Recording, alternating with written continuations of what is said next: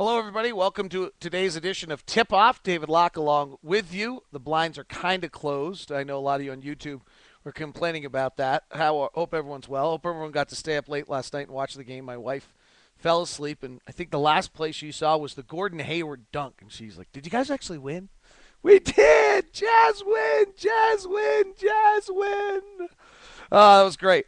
Two topics today on the tip-off. The Chris Hill interview from yesterday. As for those of you on YouTube, I'm wearing bright red, so I guess that's Ute supportive red. And Under Armour. Oh, reverse side. Where is it? Where is it?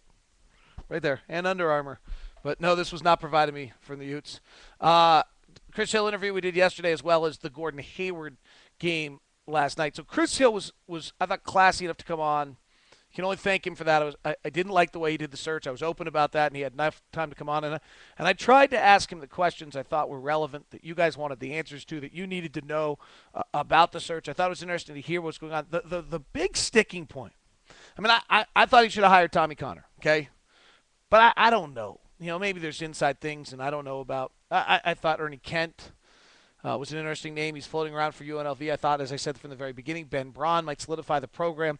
I thought Sean Miller, his younger brother, who now got hired by Dayton. I just thought there were a lot of places to go. And it seemed as though, to me, that search was very micro intended at certain guys in certain places. And I didn't like that. That was the point of that interview to me. If you didn't get a chance to hear it, the best of Bowler, Jack, Locke, and Gerard is up.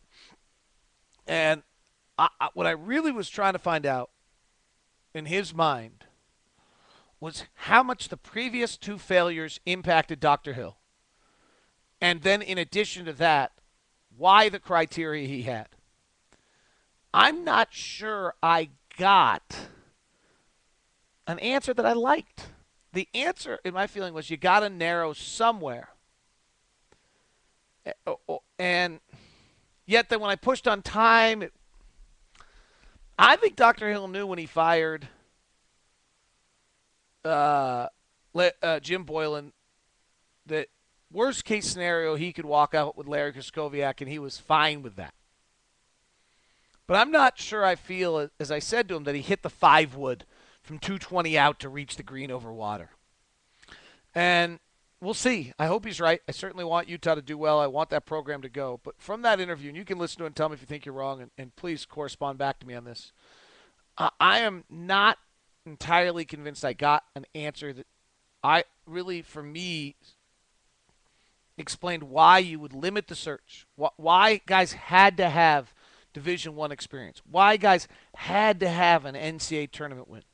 I thought it seemed as though the past mistakes were impactful to him, that he has such a good legacy otherwise that he couldn't brush those aside. I didn't think he really wanted to admit that those were necessarily mistakes either. I can't blame him for that. But I don't know. I thought it was an interesting interview, and I did not leave. I would say this. I thought it was very classy. He came on, and he viewed his – I kind of left it as – and I think I said this.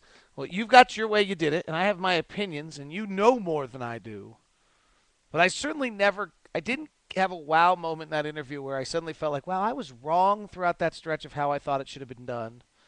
And I do actually admit that every now and then, despite popular belief. And I didn't have that moment where I thought to myself, "Oh, that's really an answer I had never thought about." So we'll see. Let's go to the basketball game. What a night! Gordon Hayward was just fabulous. I mean, if you need a night to propel you forward to the next year, to make you think that he might be all right, and we've been telling you for a while he's going to be all right, and you've seen it. He really improved his shot this year. We've talked about what a great run he's having. He did that, and he showed other aspects of his game that he hasn't shown. I'll get into some of the X's and O's and things. On a personal level, I feel I've spent a lot of time with Gordon, maybe more than anyone. And you really end up liking the kid. You want the kid to do well. I mean, I'm not going to lie to you that by spending the amount of time I do with these guys, I want them to do well. I want them to succeed. I want them to have successful careers. And I've had a lot of different conversations with him, and just to know that this kid who I root for and I care about gets to go home now in a week, knowing that on one night of his rookie career in the NBA, really 364 days after the loss to Duke, because today's the 1 year anniversary, that he went head to head with Kobe Bryant. And on that given night, he was better than Kobe. Now, doesn't mean he's a better player or anything of that nature, but on that given night, he was better than Kobe. How awesome. How truly awesome is that? He was great. And the bigger thing is he had the strut on. He had the attitude going. He was fearless. He believed in it. This is going to become his team. He and Derek Favors are the pieces. Favors was brilliant last night as well. You don't win that game with anyone else at power forward last night. Derek's the guy on this roster and catch the ball in those circumstances and go up and finish on the ball that Gordon's given him right there. I really don't think there's somebody else on the team, that maybe Al, but Derek does that better. He's got to get better at the free throw line. Gordon's got to get better at the free throw line. But that almost added to it. Like the rawness and the youth of it last night, and because you won and you don't go back to those guys, and the fact that they truly, their hearts were pounding out of their jerseys, and it's hard to make free throws in those circumstances. And they had that frailty last night. Almost makes it better, doesn't it, in some ways? They really, it's neat. I don't know Derek as well yet. Certainly hope to get to know him better. He seems like a really nice kid. It was interesting the comments Jeff Hornacek made about him yesterday. Another thing that's available on Bowler, Jack, Locke, and Gerard. In his development and a little bit of his nasty. The best moment of the night with Hayward last night was the dunk. And the reason was because earlier he had driven left and he was using those big, long, wide strides that he does. And when you're that wide, you can't go up. There's just no way. Well, on that pick and roll, when he's coming from the right side, left-handed, off a beautiful Derek Favors pick that just wiped Kobe out, got the corner turned. His feet were small. They were short little steps, and he was able to stay on balance, go up, and pack it. And those are the things he's going to learn. You saw it firsthand last night. He drives those long, wide steps and avoiding guys and getting around. He can't get up. And he gets caught, and now he's passing out. He's learning how to pass better. So you're seeing that development. And then the other angle on it is that he now, not only is he goes with a short, choppy steps, he can go up. So he's going to learn, okay, well, I can get by the guy, stay short, and finish. Or as I go long, I'm going to have to float it or do something of that, or kick. And you're watching that development from Gordon Hayward just right in front of your eyes. That's what makes this so fun. You know what? He might be awful on Thursday.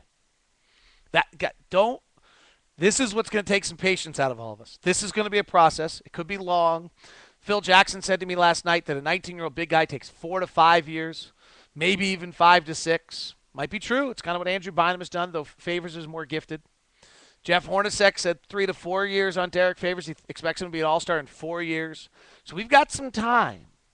But last night, you can okay, check it off, mark it down. That's one of the major building blocks. Gordon Hayward goes home this summer and can always reference back, I took Kobe on that night, and give him confidence, and he understands now what he's got to do, and he knows that feeling, and he got that feeling, and he's able to build off that. And in the meantime, for Derek Favors, he's doing that also. And they also shoot a few extra free throws because of last night. Now, they might be terrible on Thursday. It's going to be up and down. It's going to take some time, but you're going to see it happening a little bit more. And how great is it going to be a part of this process the entire way? Watch these guys develop. These are two of the pieces. Hayward, Favors, legitimate chance that each of them could be really, really high level, top 5 in the NBA at their position. And now you add another one in the draft. You see what happens, what other guys you might be able to pick up. It's not going to be a deep draft. That second draft pick is going to be hard to move and hard to get something from. John Henson and Zeller from North Carolina did not decide to stay out of the draft. That's good for Jimmer. He keeps moving up the board. He's going to keep moving up because guys aren't going to go out. Those top 5, I think, are still going to be there. Top 5 or 6, and the Jazz will get somebody there.